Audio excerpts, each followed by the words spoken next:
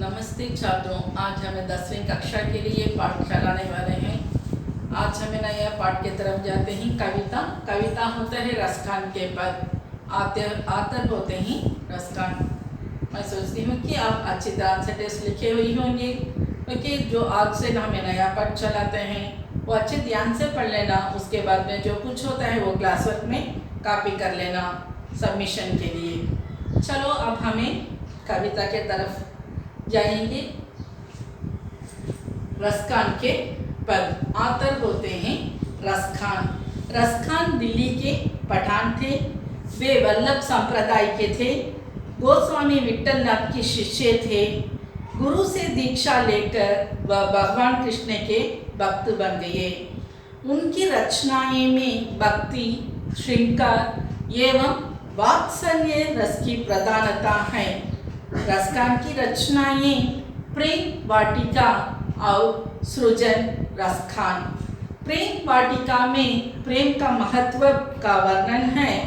सुजान रसखान में प्रेम और भक्ति का अद्भुत समन्वय है।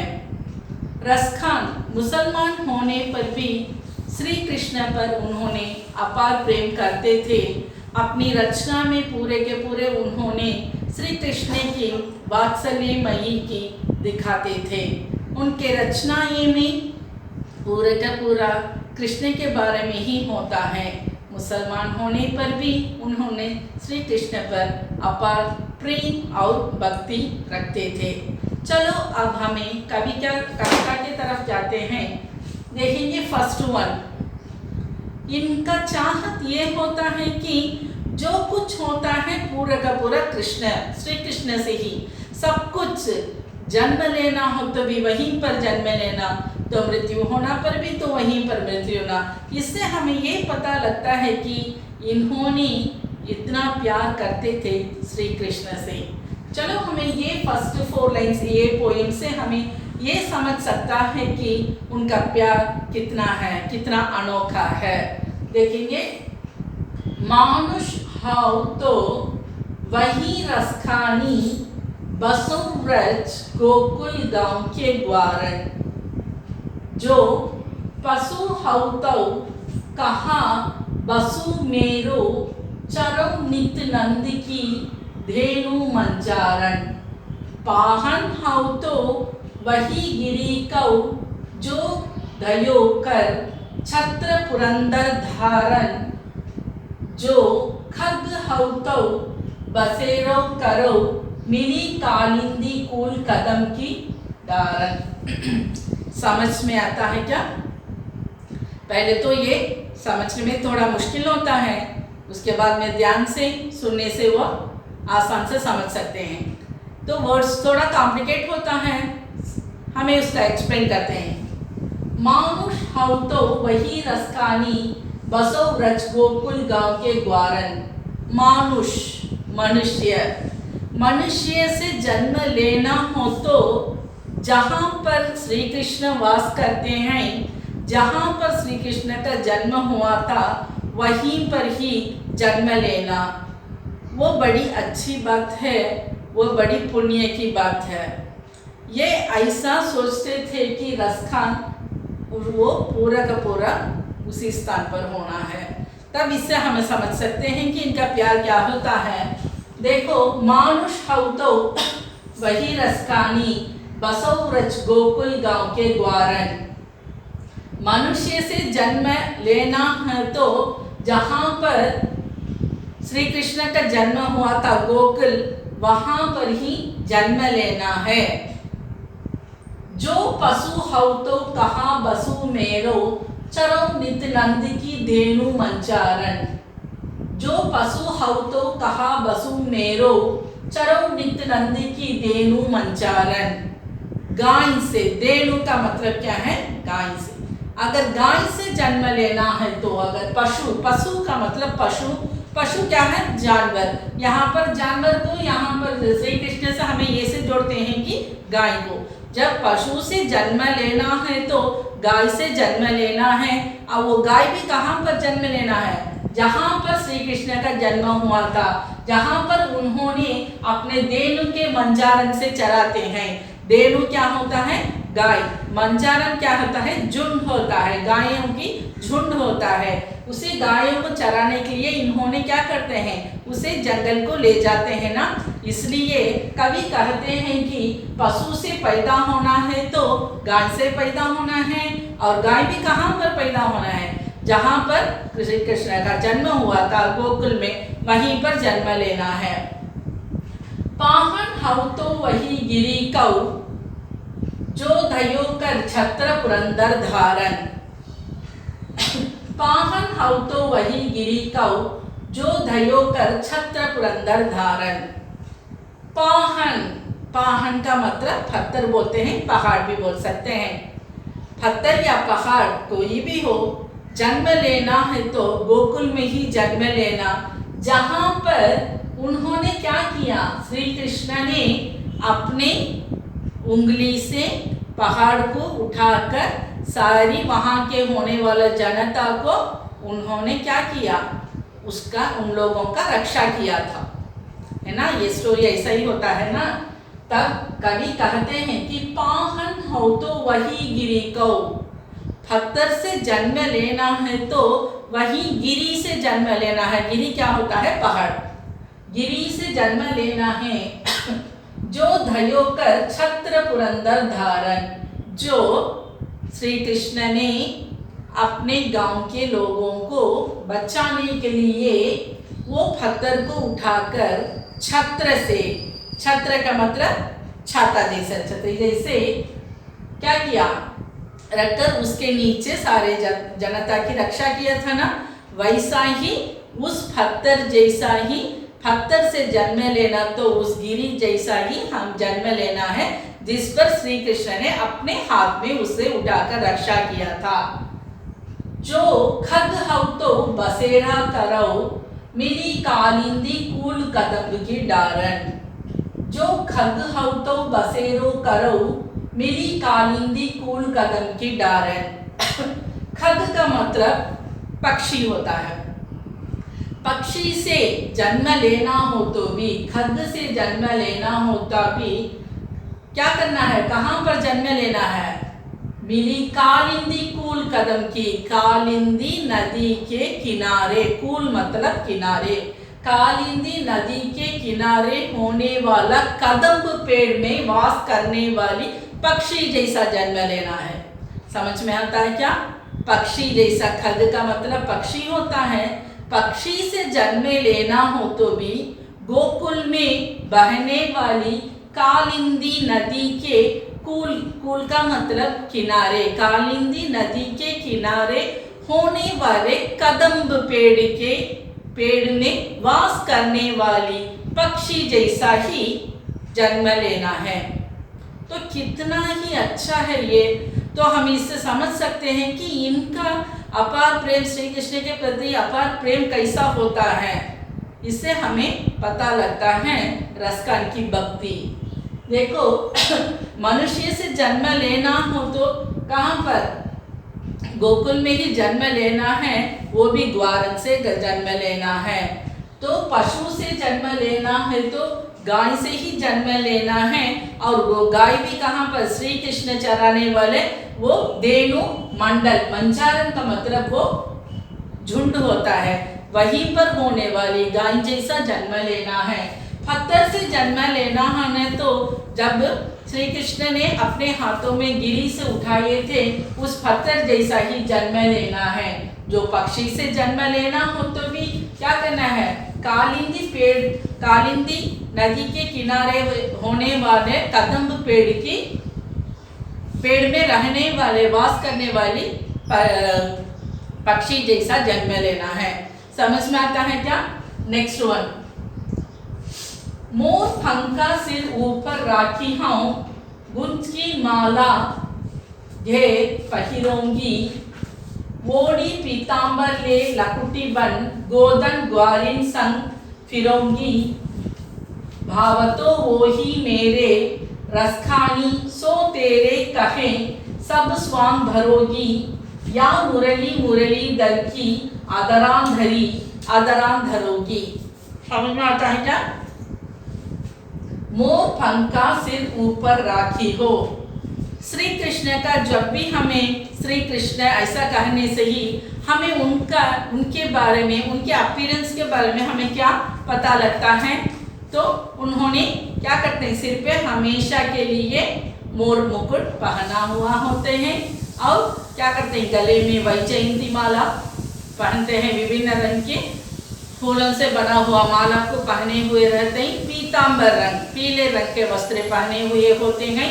हमेशा क्या करते हैं, उन्होंने बांसुरी, मुरली हाथ में रखा हुआ होते हैं। तो हमेशा उन्होंने क्या करते हैं, मुरली को बजाते रहते हैं। हमें जब भी हमें सोचते हैं तो श्री कृष्ण का तो ऐसा ही अपीयरेंस, तो ऐसे ही हमें समझ सकते हैं। वही यहाँ पर डिस्क्राइब किया गया है इस लाइन में, मोर पंख का सिर ऊपर राखी हो। श्री कृष्ण ने मोर पंख को अपने सिर के ऊपर ताज जैसा पहना हुए हैं। गुंज की माल घेर पहिरोंगी, रंग बिरंगे वन में होने वाले फूलों से बना हुआ माला को अपने गले में पहन कर रहते हैं। ओडी पीतांबर ये ले लकुटी बन, पीतांबर मतलब पीला रंग का वस्त्र, पीला रंग का वस्त्र को वो हमेशा पहनते रहते हैं और हाथ में एक लकुटी रखे हुए होते हैं। लकुटी किसके लिए होता है, जब उन्होंने गायें चराने जाते हैं, जब वो गायों को कंट्रोल करने के लिए आप हाथ में हमेशा के लिए एक लकुटी होता है। देखो, वोटी पीतांबर ये लकुटी बन, पीतांबर पीला रंग के वस्त्र पहने हुए हैं और हाथ में एक लकड़ी रखे हुए हैं। गोदन ग्वारिन संग फिरोगी, गोदन को गाय को कहते हैं, हमेशा गाय तो उनके दन के जैसा होता है। गोदन ग्वारिन संग फिरोगी, हमेशा गायों के झुंड के साथ ही उन्होंने फिरते रहते हैं। भाव तो वो ही मेरी रसखानी, यहाँ पर रसखान अपने आप को रसखानी कहते हैं क्योंकि पूरे का पूरा उन्होंने अपना अपीयरेंस को श्री कृष्ण जैसा ही बदल लेते हैं और रसखान को रसखानी नाम से बदला लेते हैं। इससे वो अपने को ये गोपिका जैसा समझ लेते हैं। सो तेरे कहे सब स्वांग बरोगी, सब तेरे जैसा ही मेरा सब कुछ मैं बदला लूंगी। यहाँ मुरलीधर की मुरली, वो हाथ में होने वाला बांसुरी को वो कहते हैं मुरली, और मुरली हमेशा बजाने के लिए श्री कृष्ण का और एक नाम भी होता है मुरलीधर। मुरली बजाने वाले मुरलीधर की आदरांधरी, आदरान मतलब आदर, होंठों में हमेशा के लिए उन्होंने बांसुरी रखकर बजाते हैं। आदरांधरी, आदरांधरोंगी, जिस ओंठ पर उन्होंने रखकर बांसुरी बजाते हैं उसी बांसुरी को लेकर मैं भी क्या करूंगी, अपने होठों में रखकर मैं बजाऊंगी। जब पूरा का पूरा अपने को ये एक औरत के समान समझकर उन्होंने अपने अपीयरेंस को पूरा का पूरा बदला कर रसखान रसखानी से बदल जाते हैं और श्री कृष्ण से इतना प्यार करते हैं और पूरा का पूरा उन्होंने उनके लिए ही बदल लेते हैं। ये लाइन से हमें ये पता लगता है कि रसखान रसखानी से बदलकर कितना प्यार करते हैं श्री कृष्ण से। समझ में आता हो क्या? रसखान रसखानी से बदल लेते हैं। मोर पंख का सिर ऊपर राखी हो, मोर के पंख को अपने सिर पर रखे हुए हैं और गले में रंग बिरंगे वैजयंती माला को पहने हुए हैं। पीले रंग के वस्त्र पहने हुए, हाथ में एक लकुटी लिए हुए हैं। लकड़ी किसके लिए है? तो वो गाय को कंट्रोल करने के लिए। और क्या करते हैं? गोदन ग्वारिन संग फिरोगी, यहाँ पर इन्होंने कहते हैं कि फिरोगी, फिरोगी पहिरोगी, इससे हमें पता लगता है कि रसखान अपने आप को एक लड़की के समान सोचते हैं और पूरा का पूरा उन्होंने पहिरोगी, फिरोगी, भरोगी, पूरा उन्होंने जेंडर बदलाकर बोलते हैं। तब उन्होंने क्या कहते हैं? श्री कृष्ण जैसे ही मैं भी गो को चराकर, गायों को चराकर उनके साथ में ही फिरूंगी। भाव तो वो ही मेरा रसखानी, मैं तो मेरे रूप को बदलाकर रसखान रसखानी से बदल जाती हूँ। सो तेरे कहे सब स्वांग बरोगी, तेरे साथ ही सब कुछ मेरा, सब कुछ मैं ही होती हूँ। या मुरली मुरलीधर की, मुरली बजाने वाला मुरलीधर अपने अधरों पर रखकर मुरली बजाते हैं, वैसा ही मैं भी जिस अधरों पर आपने रखकर मुरली बजाते हैं उसी मुरली को मैं भी मेरे अधरों पर रखकर बजाऊंगी। अधरांधरी अधरांधरूंगी। समझ में आता है क्या सेकेंड वन? थर्ड वन, शेष महेश गणेश दिनेश सुरेश समूह जाहि निरंतर गावई, जाहि अनादि अनंत अखंड अछेद अभेद सुवेद बथावे, नारद से सुख व्यास रटई, पचिहारे तऊ पुनि पार न पावे, ताही आहिर की चौहरियां छचिया भरी, छाछपे नाच नचावे। समझ में आता है क्या? फिर और एक बार कहती हूँ। सुरेश महेश गणेश दिनेश सुरेश समूह जाहि निरंतर गावई, जाहि अनादि अनंत अखंड अक्षय अभेद सुवेद बथावे, नारद से सुख व्यास रटई, पचिहारे तऊ पुनि पार न पावे, ताही अहिर की चौहरियां छचियां भरी, छाछे पे नाच नचावे। ओके, शेष महेश, शेष का मतलब शेषनाग को कहते हैं, महेश का मतलब ईश्वर होता है, गणेश को विनायक को कहते हैं। ऐसा ही देखो, शेष महेश गणेश दिनेश, इतने बड़े बड़े भगवान होने पर भी, शेषनाग होने पर भी, ईश्वर होने पर भी उन्होंने क्या नहीं कर सकते? जब चाहें तो श्री कृष्ण को नहीं देख सकते हैं। सुरेश से मुँह जाहि निरंतर गावे, निरंतर उन्होंने क्या नहीं कर सकते हैं? नहीं देख सकते हैं, नहीं स्मरण कर सकते हैं। जाहि अनादि अनंत अखंड, अनादि अनंत, अनंत का मतलब वो कोई अंत नहीं होता है और वो अखंड होता है, वो बड़ा होता है, अछेद अभेद होता है। अभेद का मतलब क्या? उसका कोई हमें एग्जाम्पल नहीं, वो कोई उनसे किसी से मिसाल नहीं ले सकते, उदाहरण नहीं बोल सकते कहीं। और सुवेद बतावे, सुवेद मतलब अच्छे से वेद को कहते हैं, 4 वेद होता है ना, वही वेद को ही सुवेद कहते हैं। नारद से सुख व्यास रटे, नारद से लेकर सुख मुनि तक कितने बार भगवान के नाम या श्री कृष्ण के नाम रटने पर भी उनके पास नहीं जा सकते हैं। पचिहारे तऊ पुनि पार न पावे, उन्होंने क्या करते हैं? हार जाते हैं। पुनि, पुनि का मतलब फिर भी उनके बात रटने पर भी, बोलने पर भी उनका स्मरण नहीं कर सकते हैं, उनके पास नहीं जा सकते हैं। ताही, लेकिन अहिर की चौहरियां, अहिर के लड़कियां, चौहरियां मतलब लड़कियां, गोकुल में रहने वाली लड़कियां क्या करते हैं? छचिया भरी छाछ पे नाच नचावे, छाछ से भरा हुआ मटके को अपने सिर पर लेकर जाते हैं। तब भी क्या करते हैं? श्री कृष्ण उनके पास जाकर मानने से वो इनकार कर देते हैं। उसके बाद में उन्होंने क्या करते हैं? उसे पत्थर से मारकर वहीं पर उसके पीछे से वो जब भी उसमें से आता है छाछ को वो पीकर जाते हैं।